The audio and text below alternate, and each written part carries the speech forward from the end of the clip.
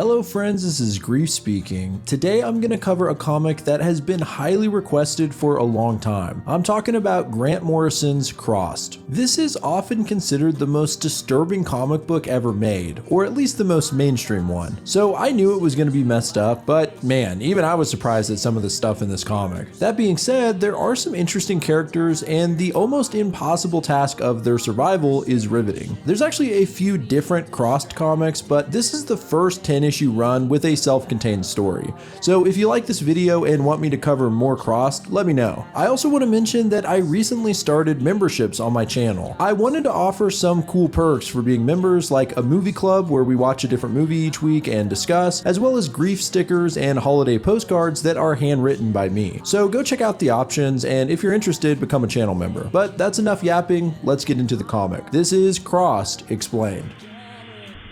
This comic comes out swinging and never lets up. The very first image is the silhouette of a man holding someone's spine and walking up to a diner in a small town. Inside, a man in glasses reads a book and sips a coffee. This is our narrator and lead character, Stan. He goes on a monologue about how YouTube and social media makes us numb to the violent and the absurd when the man holding the spine waltzes in covered in blood and drops the fleshy bones right onto the counter. The owner, Jim, assumes this is some kind of prank and tells the guy to get out of here. A waitress named Cindy starts to warn Jim that something isn't right, but he shrugs her off and starts giving the bloody man an earful. Suddenly, the man lunges forward and in disturbing detail bites off Jim's nose. Cindy smashes a coffee pot across the guy's head to get him off and tends to Jim, whose face is covered in blood now. Outside, a police car suddenly crashes into a wall and Stan runs to see what the hell's going on, only to find that the driver was sent through the windshield and has a broken neck and arm.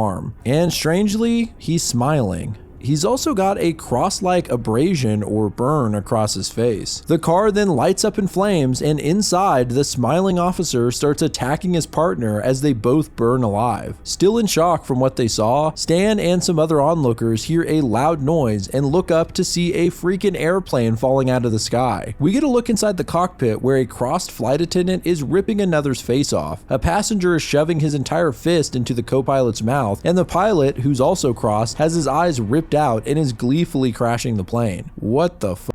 Well, it gets way worse. Back on the ground, Jim, the diner owner, runs out and stabs an innocent man in the back and, according to Stan, begins to use the wound as an orifice, if you catch my drift. It's absolutely disgusting. This awful act distracts Stan, which turns out to be good because in the opposite direction, a nuclear power plant explodes. Even though it's miles away, it blinds everyone staring at it. One of these people is a woman named Kelly, who Stan would often see in the diner. In his narration, Stan says that everything went to shit so fast that no one knows exactly how it all started, but there's a lot of speculation as to what happened to the Crossed. One popular theory is that it is God's judgment. Part 2. Here we jump ahead 10 months. A rough-looking Stan and Cindy, the waitress we saw before, are scoping out a nearby town from the edge of the woods. They start to get optimistic seeing the supermarket, but then they look at the town square to see some pretty brutal stuff. The Crossed are attacking some people, including a naked woman who's being dragged by her hair and a little kid who's running for his life. In the background, there's multiple skeletal corpses strewn about town. So unfortunately, this is a no-go. We learn that Cindy has a young son named Patrick who she never lets out of her sight, and that the three of them had traveled 20 miles just to scope out this town. They make their way back to their base in a cave along with some other survivors, including Thomas, who you might recognize as one of the people outside of the diner, and Kelly, who's now blind from looking at the nuclear explosion. In the cave, the group eat what little canned food they have,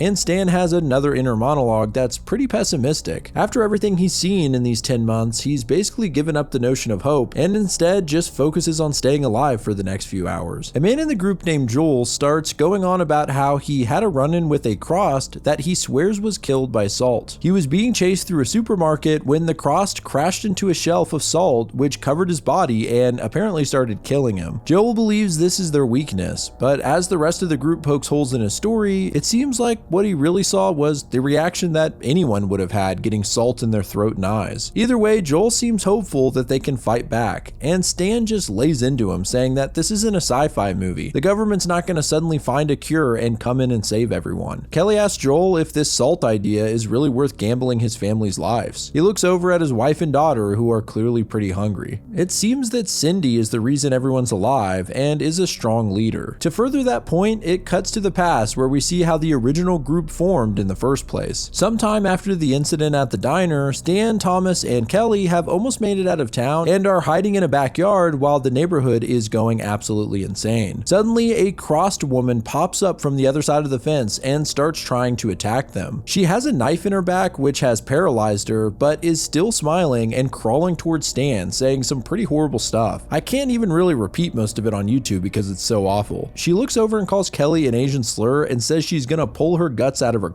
Yeah, man, the Cross literally say the worst possible things you can think of. Although, as you'll see, what they say is the least of their problems. Before she gets a chance to attack, Cindy shows up in a truck and runs the Cross girl over. She tells them to get in, and they all quickly hop into the truck. As they pull away, the crossed woman's body is crushed by the tire, and she seems to be taking great pleasure in it. Yikes. As they drive, Stan notices that Cindy's ear is horribly burned, and it apparently has nothing to do with the Cross, but rather her abusive ex-husband who held her head to a stove. Jesus. They head in the opposite direction of the nuclear blast, and it then cuts back to the present. It seems that the lookout spotted some movement coming their direction in the hills, and so the group is evacuating the cave. As they rush through the woods, Joel's wife pretty brutally snaps her ankle. She can't move, and so she begs Joel to just take their daughter and go. But first, she asks him to shoot her. Joel refuses and instead makes a circle around them in salt. He assures his family that everything will be okay as the mob of Crossed approaches them.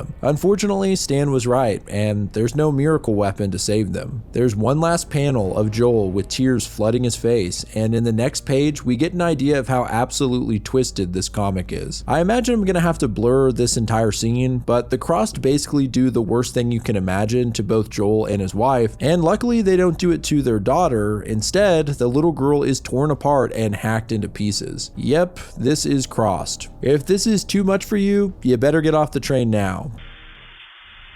Part 3. The group has found shelter in an old country house thanks to a survivor they met named Randall. He tells them what he's heard, that New York flooded and Texas burned. This is the main way of getting information these days, little bits here and there from other survivors. Randall says his plan is to head northwest to Alaska. Low population means less Crossed. He mentions avoiding Canada as much as possible though. Apparently when it all started happening, Canada tried to close the border thinking it was just an American thing, but in reality it was spreading everywhere.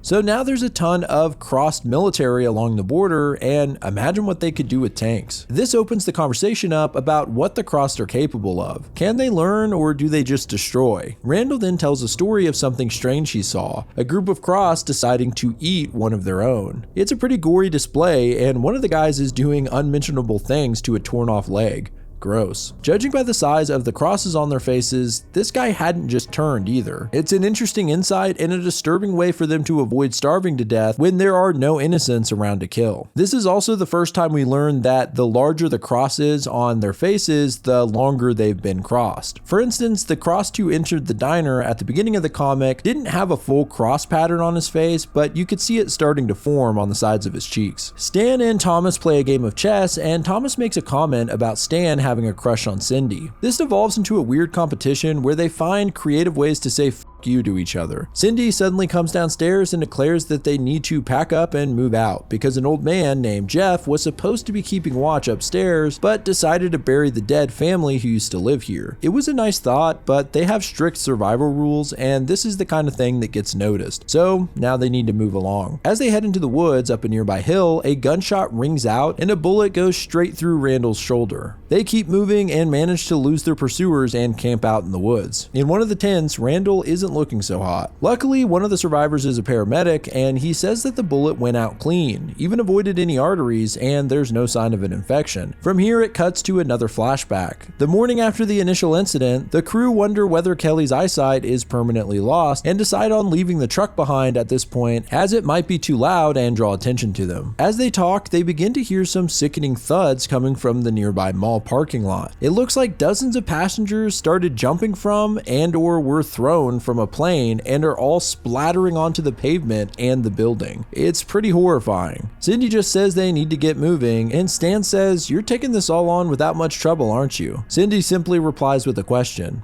Ever get f***ed by life? Happens to me all the time. This is really Cindy's character and attitude in just a couple of sentences. Back in the present, it's the next morning and the crew starts packing up to move along. Despite Randall still not having an infection, he seems to be in a sort of coma or something. Stan and Cindy sneak back to the hill and look out at the farmhouse to see what the Crossed are up to. They use their binoculars to see something pretty bizarre. A group of Crossed are standing in a circle and, well, let's just say their pants are down. Even weirder, they seem to be collecting their fluids in a bowl. Stan and Cindy can't quite figure out why until they finally realize that the bowl is full of bullets. Cindy puts two and two together and runs like hell back to the camp. Meanwhile, the paramedic turns Randall over to find his face is crossed. So just to explain, the Crossed basically soaked their bullets in their own fluids, and when they shot Randall, it infected him. Although this seems to turn people slower than a bite. The rest of the group just hears screams from inside the tent, and suddenly Randall pokes his head out with flesh between his teeth. He looks right at Kelly and yells out something pretty foul. Thomas starts shooting at him as he runs towards Kelly, and the poor blind woman is trying her best to escape without knowing where she's going. She runs into the woods and Randall gets inches away from grabbing her by the hair, but luckily Cindy shows up just in time and shoots him right through the head with her rifle. It's too bad. Randall seemed like a good guy, but that's just the way it is now. Considering the Cross likely heard the gunshots, everyone picks up the pace, and Cindy says that she thinks they should take Randall's idea and head to Alaska.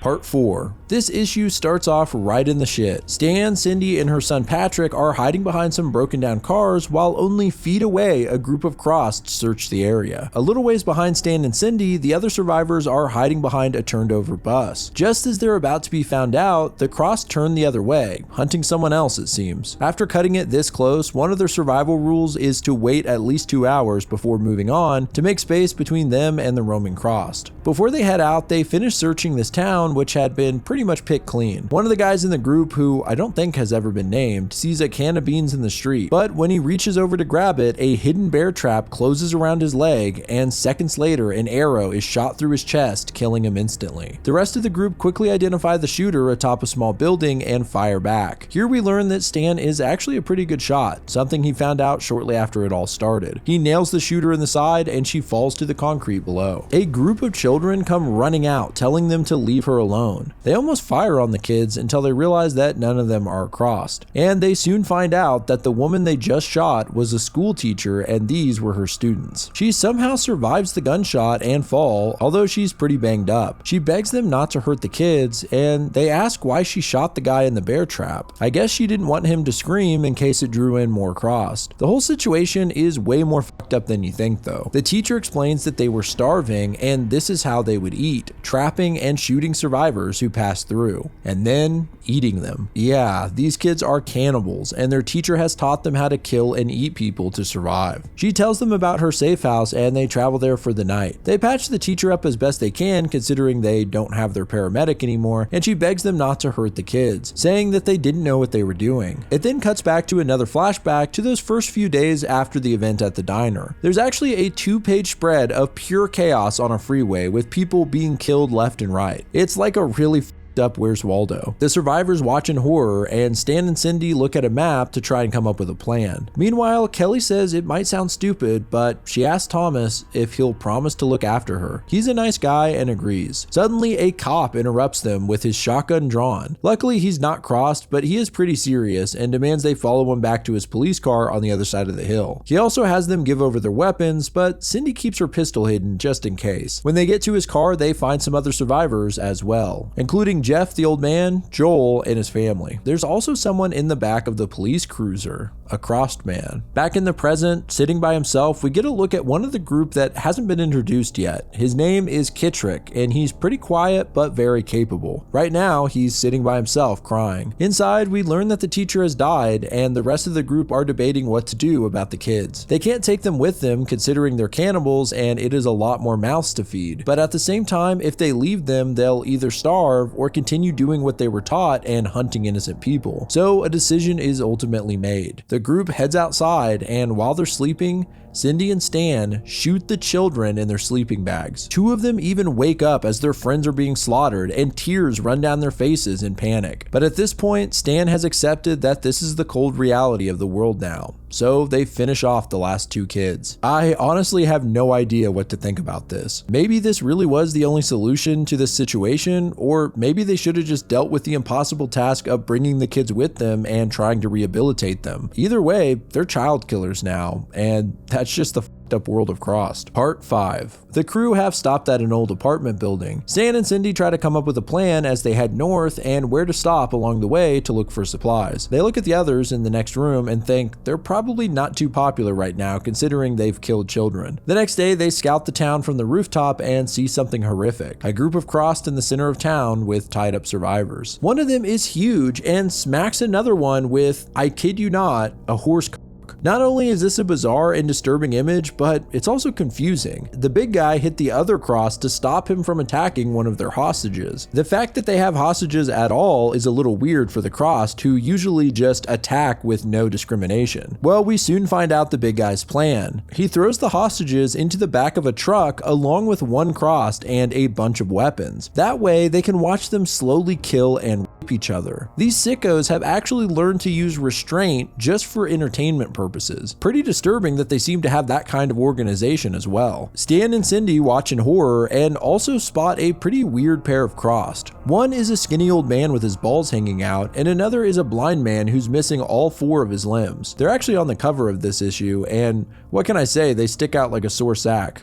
Thumb. It cuts back to the past again. Cindy asks the cop why he's keeping the Crossed man alive in his cop car. He says it's for interrogation and intel purposes. It seems the Crossed had said some horrible stuff about the cop's wife and that they had her captive somewhere. Cindy believes this is a trick and tries to convince the cop to just shoot the Crossed man. She tells him that things have changed and this isn't some average criminal, but the cop says they have laws to uphold. At the same time, the other survivors discuss what's going on, and we learn that Joel's daughter hasn't eaten since the day before. After hearing this, Patrick takes a yogurt out of his backpack and gives it to the girl. Nice kid. Meanwhile, the Crossed in the back of the police car starts antagonizing the cop and laughing at him. This sets the cop off and he gets into the car pointing his gun at the man. This doesn't intimidate the Crossed man at all, who starts singing a really messed up song about what he and the others are gonna do to the cop's wife. He then spits in the cop's eyes. This causes the officer to start shooting like a madman, almost hitting Cindy. He stops and collapses to his knees, and Cindy shoots the Crossed man through the head. She then looks over to see the cop begin to sing the same song that the Crossed was just singing. It's clear that he's been infected by the spit, and so Cindy shoots him too. In the present, the group theorizes about the nature of the Crossed once again, especially since they've seen them organize and reason. Kelly speculates that maybe some are better at suppressing the impulses than others and take leadership roles, but Cindy says it's no use trying to figure them out. They need to prepare to get out of the city without being seen. So they wait till nightfall and attempt to cross the bridge out of town, which is mostly broken away other than a large metal beam. As they make their way over it, we can see the Crossed eating some body parts over a burnt corpse. Suddenly, the blind, armless guy starts mumbling something. The old man refers to him as Stump, by the way, so yeah, I guess they're naming each other now. And guess what the big guy's name is? Horsecock.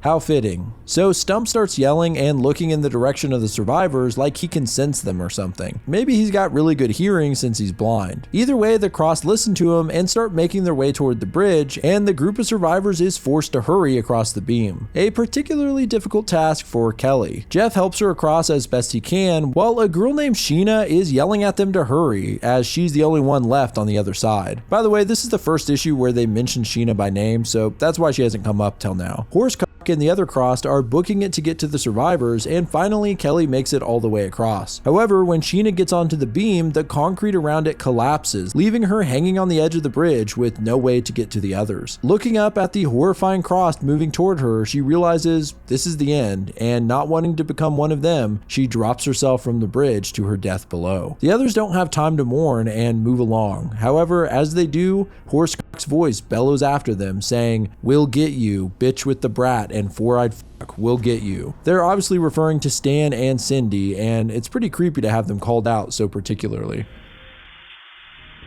Part 6. It's been a couple of months and the group is now traveling north through the snow. It's cold as hell, but waiting for spring felt like suicide, so they trudge on. As they walk through the snow, Thomas and Kelly hold hands and talk about how beautiful it is. At the same time, Kittrick and Jeff are moving a little slow. They both seem like they're getting sick, and Cindy wonders if they'll survive, especially Kittrick, who she doesn't believe really wants to live anymore. Stan wonders why things aren't actually worse off, considering the amount of nukes and power plants around the world. The government made a big mess of everything else, but at least they managed to stop a full-on nuclear apocalypse. At one point, they talked to a reporter in passing and learned that no one had launched any nukes in America or Russia. Guess that's obvious, or they'd be dead. They also learned that every warhead in Israel went off at once, blowing Israel and the surrounding areas all to hell. It looks like there's peace in the Middle East at last. They take refuge in a turned-over bus as the snow picks up outside. Stan tells Cindy that Patrick is a good kid, and he really means it. Cindy wonders where this is coming from all of a sudden, and Stan says all they ever talk about is how to survive another day. Eventually, if they do make it to Alaska and maybe outlive the Crossed, they'll need some way to fill the long winter evenings. They'll have to actually get to know each other and talk about normal things at some point. Stan also tells her that no one expects Cindy to keep up this unemotional ice woman act all the time. He has a feeling that one of these days he might even catch her smiling. She gets up to take over guard duty and tells Stan that the moment she smiles, the moment she relaxes, is when something will happen. We get another glimpse into the past shortly after Cindy had shot the two Crossed. One of the survivors, a teenager, is pretty freaked out by everything and can't come to grips with the state of the world. They travel onward and stop to rest in the woods. Stan and Thomas take a pee and have their first real conversation, where we find out that Thomas is actually gay. He talks about his struggles living in a small, closed-minded town. He'd escaped years ago, but came back after his mom got sick and he needed to care for her. She had actually died a couple of weeks ago, and Thomas was just about to get the hell out of there when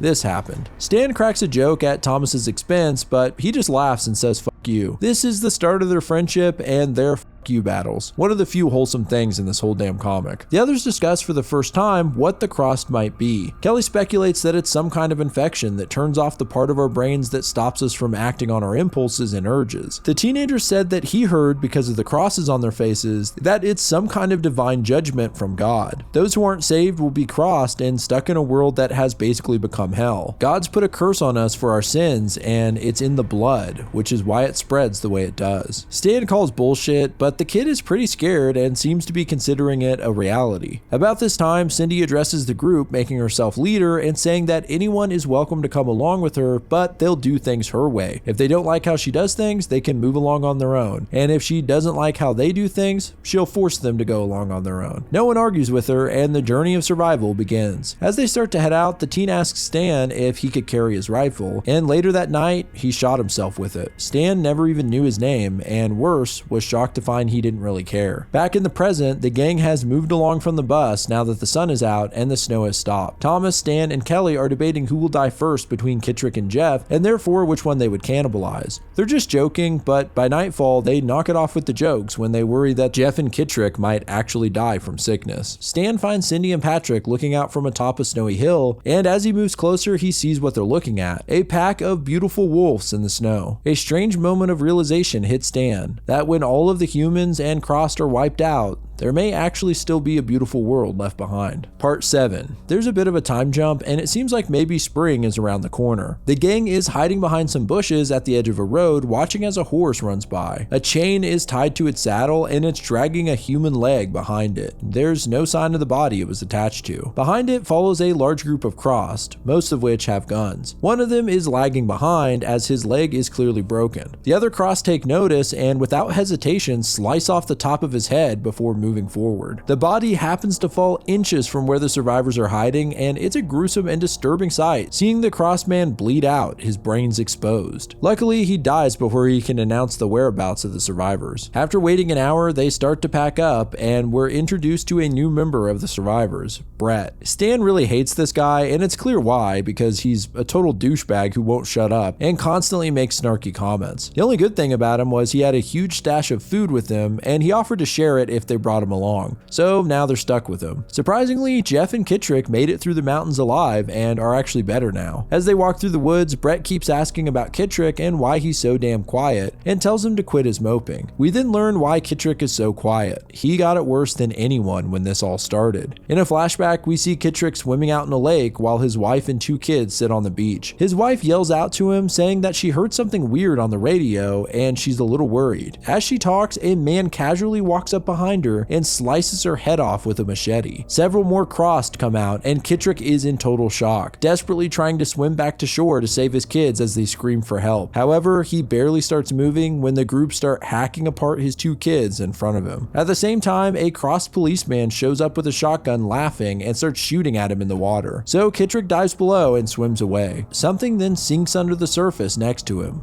the severed head of his dead wife. He survives the horrific situation, and Stan and the others found him that night. Apparently, he jabbered out the whole story in a state of hysterics, and the next day, he was a completely different man. He hasn't spoken much since. In the present, the gang discussed their next move. Jeff suggests that they cross through Utah and Nevada, staying behind the Sierras. There's a lot of open space, so they can spot trouble from miles away, and since the Cross don't take good care of themselves, the desert would be a good death trap for them. Brett bitches about this plan and how he doesn't want to walk 500 miles in the desert, and Stan starts calling him a whiner. The argument gets pretty heated, and Cindy shuts them up. She thinks the desert plan is a good idea. They just need to worry about water. Stan heads outside to trade off with Thomas for watch duty, and while he sits, a dog approaches him. Apparently, this isn't the first time. This time, however, the dog actually comes up to him. Stan warns the dog not to make friends with them, saying humans aren't going to survive this and they'll lose each other one by one. One look at that dog's cute mug is irresistible, and he can't help but pet the little guy. Later, the gang is resting in a beautiful wooded area, and Cindy says that the dog's food will come out of Stan's shares. Patrick is all smiles seeing the dog, and Stan tells him to think of a name. Jeff comments on how nice this moment is, despite all the horrible things that have happened. Back before everything went to hell, Jeff never really had any friends. He says he just isn't like other people and never has been. He then asks them if he could trust them with a secret. He says that the town he grew up in was really small, and they weren't very accepting of people who were different.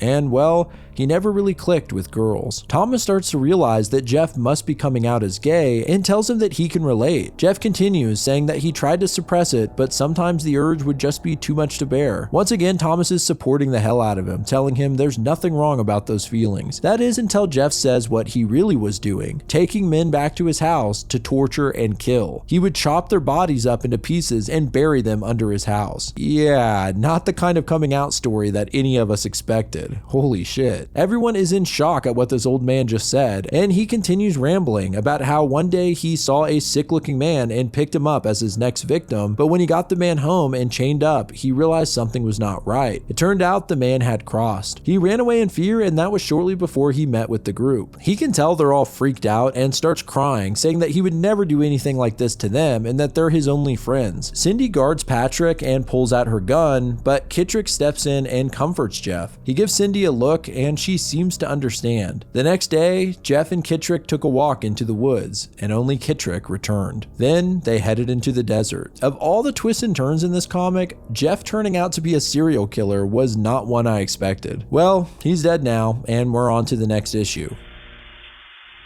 Part 8. This issue kicks off with a surreal image. Horsecock leading his band of Cross through the desert while waving the giant horse schlong in the air. What's weirder is they're all singing a song about being bad guys, and they seem to have equipment and supplies, including water. Stan and Cindy watch them from afar and are understandably worried. Did they track them here since they saw them 2 months ago? They relay what they saw to the rest of the group, who are holed up at a gas station, and Thomas is pretty pissed, saying he knew it was too good to be true. They managed to cross a desert without trouble, but it turns out they were followed the whole time. The Crossed went into a nearby canyon, so the survivors take off down the main road, something they usually avoid, hoping to get distance between them. However, at nightfall, they look back to see lights in the distance. Turns out the Crossed have lit a fire and thrown one of their own into it for a barbecue dinner. Stump, the blind one, starts making strange moaning noises, cluing the rest in on the survivors, and the Crossed start making their way toward them through the night. With no option of stopping, the survivors hurry along and only get a few hours sleep over the course of 2 days. Brett, without any tact, asks Kelly about being blind and wonders if she can hear better. He suggests that Stump can sense them just based on sound. It's an unsettling thought that Horse and his crew intentionally mutilated Stump to adapt him for tracking. The survivors begin to cross a shallow river while Brett waits at a high point nearby to make sure the Crossed aren't behind them, and he's being an asshole to Stan as usual over the radio. Just then, he's interrupted by gunfire and is forced to jump off into the river. Shortly after, the group is shot at as well, and Kittrick is hit in the shoulder. Patrick loses his footing and gets caught in the stream, which carries him downriver. Cindy starts to chase him, but Stan tells her there's no use. They'll have to get back to land and then get to him on the bank. Enraged, Cindy curses at the Cross and fires off several rounds. They manage to get across the river, but can't find Patrick anywhere. Stan reassures Cindy that there's no way he drowned in such shallow water. Brett is complaining about how he could have died, and before him and Stan can start arguing again, a voice rings out over the radio. It's Horsecock, and he's laughing, saying that he has Cindy's kid. This is one of those moments in the comic where your heart just drops. He continues mocking them and saying all the horrible things they've done to the kid. Kittrick replies, telling them to put Patrick on, and they go silent. Finally, Horse simply says they just killed the kid. This is actually hopeful. If they wanted to use Patrick as a lure, they would have just put him on, so it seems like this was all just a trick. As they try and put a plan together to find Patrick, Brett spots something along the bank. It's Patrick, and he's being chased by several Crossed. For once, the survivors aren't hiding, but instead go in after the Crossed, guns ablazing, and kill them all in a bloody display. Cindy runs ahead, crying out for Patrick, but when he turns around, he's Crossed. He yells at his mother, saying something foul, and without hesitation, Cindy shoots her own son in the head. It all just happens so fast that it is legitimately shocking. But this isn't a typical story. No miracles, no happy endings. Cindy just walks away saying nothing, and the rest of the group are silent as well, other than Kelly, who has no idea what's happened. They trudge forward, and on the radio, they can still hear the sick laughter of the Crossed. Part 9. The days go on, and Cindy has been quiet and keeping her distance from the others, just forging ahead. On a rainy night, the survivors are looking for a shelter when they happen upon a military transport chopper, the perfect place to camp out. Cindy sits in the cockpit while the rest of the group worry about her. Brett says that he thinks he can use some of the military weapons in the chopper. At the same time, the dog starts sniffing him and he gets pissed off yelling at it, which leads to yet another argument between him and Stan. Kittrick puts a stop to it when he tells Brett to be careful with the gun he's holding, considering it's got a grenade launcher attached and could kill them all. Later, Stan searches through the belongings of a nearby skeleton and finds a diary written on the blank pages of a Bible. It's the last words of Captain Michael Alexander. His mission was to escort a group of specialists into the nuclear power plants in the area where they would shut them down. He mentions coming into contact with hostiles with the unnamed contagion, but says that they're easy enough to take out because of their berserker behavior. However, large groups could be a threat. After the final plant was secured, the captain reveals his secret orders to then kill the specialists, making sure that if they ever crossed, they couldn't wreak any more havoc. So I guess that explains why most of the nuclear facilities never went off. The captain ponders those horrible orders that he carried out, and more so realizes what an awful state the world must be in for them to be given in the first place. But he did what must be done. As they flew back to the headquarters, their chopper was hit by a storm and they emergency landed in the desert. Unfortunately, Captain Michael broke his legs in the process and ultimately was left behind, knowing that he would slow the rest down. This is where he started writing his diary and where he died. He ends the notes by saying he hopes that the terrible thing he did was worth it. He hopes he was a good soldier, a good husband, and a good father. Stan closes the Bible and they pack up to head out. As usual, Cindy stays quiet and away from the group. At a campsite, Kelly says that she actually thinks she might see light movement as Thomas moves his hand across her face. Maybe she'll get her eyesight back one day. Well, she's learned not to be hopeful. At the same time, the dog is pestering Brett again, and this time he kicks it. Stan tells him not to kick the dog, and Brett just says, "F you." And as the dog moves up to him again, Brett yells and kicks it. Stan once again tells him not to kick the dog. And once again, Brett says, "F you and flips him off. In yet another shocking moment that happens in a blink of an eye, Stan pulls out his gun and shoots Brett through the heart. He just does it so matter-of-factly and then walks away. After this incident, the group just kept moving, but now they were all silent, not just Cindy. After a couple of days, Stan finally approaches Cindy to talk to her. He tells her he thinks they should go back and bury Patrick. He says he'll come with her and make the body decent for her so she can bury him. Cindy just ignores him, but he continues, saying that he thinks she needs this. She accuses this of being more about him, especially after killing Brett, but he promises her this isn't an act of redemption. He then pulls out the journal he found and explains how the captain had to kill people who didn't deserve it. After reading it, Stan said that he felt good again. Sad, but good. Because even the regrets and the guilt that they carry, that's what makes them different from the Crossed. But even so, it turns out he still has enough evil in him to kill a man without a thought just for kicking a dog. Even if Brett was an asshole, the fact that Stan could do that so easily just means that they're at a new stage, where they're becoming completely numb to it all. He thinks they're becoming inhuman. Sure, this is the weight that he carries, but maybe she carries it too, and maybe burying Patrick will help. Cindy finally agrees, and they leave Thomas, Kelly, and Kittrick a list of locations to stop at and say to wait for 2 days at each of them. Hopefully, after burying Patrick, Stan and Cindy will make it back and catch up to them. Thomas tells Stan he thinks he's doing the right thing. Besides, at this point, they all owe it to Cindy for saving them so many times and leading the way. They shake hands, and Thomas tries his best to come up with a particularly creative you, but he can't think of one. Stan says this wasn't the last time he saw Thomas, but it was the way he'd like to remember him. I don't know if I even want to know what that means, but we have one more issue to go.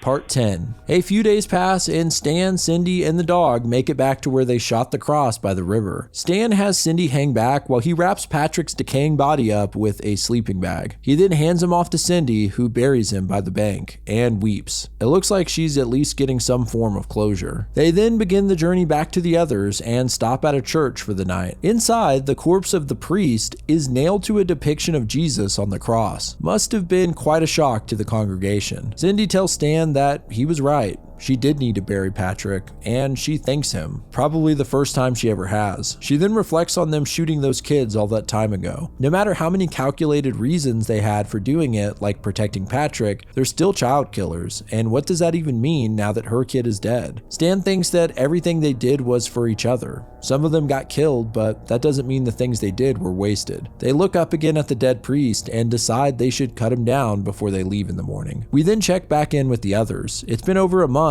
and they've already stopped at 2 of the locations they planned on, hoping they'll see Stan and Cindy at the 3rd. As they talk, Kittrick speaks up and says that they're being followed. He can tell it's Horsecock's crew because they're being sneaky about it, and any other cross would just charge in and attack. He tells Thomas and Kelly to keep going like nothing's wrong to avoid suspicion and that he's gonna hang back. He tells them that when they hear gunfire, they should run. The 2 try and stop him, but he says he doesn't want to live anymore. He's been kidding himself for a long time, but enough is enough. He tells them to make as much distance as possible, and then he turns around and kneels down in the grass. As the crossed approach, Kittrick closes his eyes and speaks to his wife and children, saying he'll be with them soon. As soon as Horsecock and the others see him, they start shooting, hitting Kittrick in the side. But he doesn't go down without a fight and fires back. Meanwhile, Stan and Cindy are actually not too far off, and we're likely going to catch up with the others at the next location. They hear gunshots in the distance and start making their way toward them to scope it out. The crossed old man who has Stump on his back cuts off Kittrick's arm and starts pulling his pants off, but Horsecock, still carrying around the very item that gave him his name, smacks the old man with it and tells them that they have no time, they must catch the others. Meanwhile, the other cross quickly stab Kittrick in the head. The old man starts insulting Horsecock until he beats the old man into submission with his horse wiener. Horsecock grabs Stump, puts him on his back, and starts chasing after Thomas and Kelly. Thomas does his best to lead Kelly through the woods until they stop and hide behind a fallen tree. The cross pass them by, and just as Cindy would, they wait an hour before leaving. They walk along the edge of a cliff and discuss their next move when suddenly Horsecock pops up out of nowhere with his favorite weapon and smacks Thomas across the face, knocking him to the ground. The psycho moves in on Kelly, taunting her and laughing, when Thomas springs back up and yells, "What are you laughing at, asshole?" He jumps onto the giant and takes a massive bite out of his neck, ripping into his arteries. Horsecock falls onto his back, crushing Stump and bleeding profusely. Kelly finds Thomas's gun on the ground, and together they point it at Horsecock. with Thomas coaching Kelly to pull the trigger, and once and for all, they kill the son of a bitch. However, the rest of the Cross are making their way toward them, and quickly. Kelly begs Thomas to just shoot her and run, not realizing that Thomas got Crossed blood in his mouth and will soon turn into one of them himself. He grabs her by the shoulders, telling her he made her a promise to never leave her, and together they run towards the cliff edge and jump. From a distance, Stan and Cindy watch with binoculars. They're now the only survivors left. After a while of watching and waiting, Cindy finally says she thinks they should just go in and kill the rest of them. At this point, they don't have anything left to lose, and she reckons they could pull it off. They move in closer and aim their guns. As they open fire, we get one last monologue from Stan. He says, in the end, there's no great secret to the Crossed. They were all the awful aspects of humanity magnified by 100,000. And nothing more. They came from us, every sadist, brute, and torturer, every terrorist and bomber, every smirking criminal in office, and every bad, debasing thing that men and women have had to do to deal with evil. They are the marks left slashed across our souls. As he says all of this, Stan and Cindy kill every last one of the Crossed in brutal fashion. As they move along, Stan continues saying that he no longer wonders how it all started. Whether it be a plague or just a tantrum thrown by God, there would never be a satisfying answer. What was waiting for them up north? And what redemption could there possibly be for the horrible things they'd done? Either way, Stan and Cindy continue walking, nothing certain but the frozen earth beneath their feet. The sun shines across the snowy mountains, and Cindy holds Stan's hand. That is the end of Crossed. Well, there you have it. What did you guys think of Crossed? It's funny, on one hand it was actually way more jarring than I thought, and I was pretty shocked at moments, but at the same time I was pleasantly surprised at how engaging this comic was to read. I kind of had the impression this was going to be a pretty cheap shock comic, but at the end of the day there were great characters and impossible situations that were very gripping. While it was hard to like even the main characters after some of the disturbing things they did, it also showed their complexity and made me wonder how I would have done things differently. At the same time, I did get attached to the most likable characters like Thomas and Kelly, and was all the more devastated when even they couldn't survive in the end. Maybe my expectations were set low, so I'm being overly charitable, but what did you guys think? Let me know in the comments. Shout out to Kill Me Katie as always for the intro and outro music, which is likely playing right now, and if you want to see your art at the end of my videos, email me a submission to the address below with a name or social media handle. But I appreciate you guys watching at all. This is Grief speaking. Goodbye, friends. Nothing but organic